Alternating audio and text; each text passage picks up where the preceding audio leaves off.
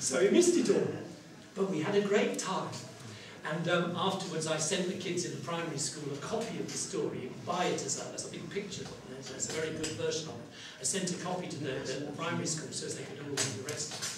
But the strange thing was they sent me back a letter afterwards to thank me for doing the story and for telling the story. And they said, what they said in the letter was a bit coded, but what I think it meant was that when I sent the book version, their teacher read the book to them. And what they said to me in the letter was, they were actually saying, she didn't read it as well as you told it on the night. So your storytelling, they said to me, it wasn't as good as when you read it. Which was a funny thing to say because I didn't read it, I was telling it like I just told it to you. They said it wasn't as good as when you read it. And I think what they were really saying was our teacher read it from the book and it wasn't as good as hearing a storyteller doing it, where you don't need a book because the pictures are in your own head. But the other strange thing is that the kids in the classes, the two classes that had written me the letter, they said to me, we loved your stories on the night, but the one we really liked, everybody liked, because perhaps there were, people in the audience thinking, I don't want to hear about the slaughter of 108 men. I don't want to hear about a whole hole full of blood. They said, what we really liked was when you told the story of the Dartmoor Dobby.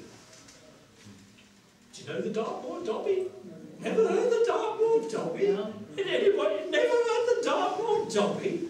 Well, you're like the old woman in the story. The old woman in the story is an old woman who lived up on Dartmoor in the old days, 100 years ago, and she got her living as a washerwoman. She lived in a little cottage out on the moors, and every day she'd go down to the big house and she'd do all the washing. You know those people, the gentry, they had to have their sheets washed and starched almost every day. They had their dress clothes washed and starched every day. There was a lot of washing, no washing machines. You get an old washerwoman in, and she's rubbing the clothes day after day in hot water and soda until her hands are all red and raw, and she's washing and washing. It's just domestic chores, and at the end of the day she's got 5 miles to walk home over the moors.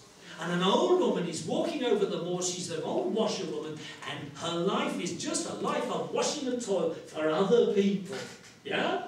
And she goes home feeling weary and worn out after a hard day's work down at the great house, down in the back kitchens there, down in the wash house, hanging out the stuff, and she goes home walking the lanes, steep, stony old lanes. Some of you will have been out on Dartmoor, you know what it's like. Hard walking, no bus service. She's just there on a dusty track going home. And as she comes along by the hedge bank, she sees, lying in the roots of the hedge, a big old iron pot.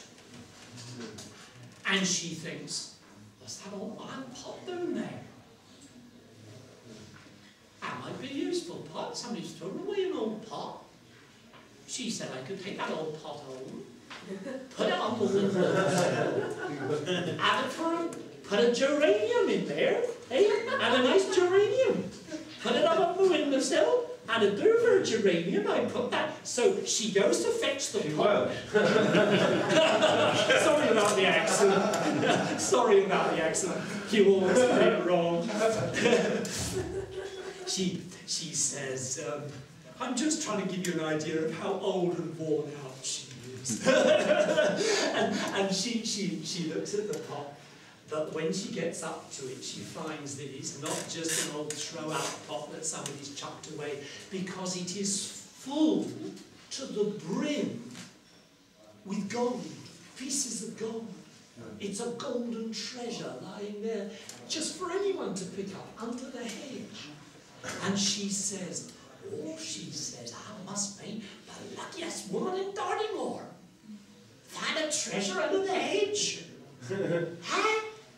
Leaving there gold and silver she says, I'll take that home, she says, I'll make my fortune, live like a lady of leisure.